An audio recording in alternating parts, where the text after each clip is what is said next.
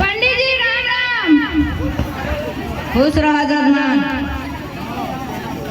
पंडित जी हई लड़का का पसंद आई हा, तनी बतावा एकरे बारे में।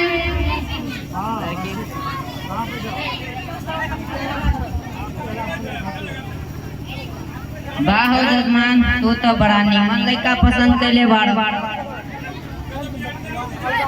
तो बतावा तनी एकरे बारे में। और कुछ तो ठीक बा जजमान, बतावा दहेज कितना देबो? जितना बोली उतना दे दे। ठीक बा, तो बात करत है लड़का के पापा से। ठीक है पंडित जी राम राम।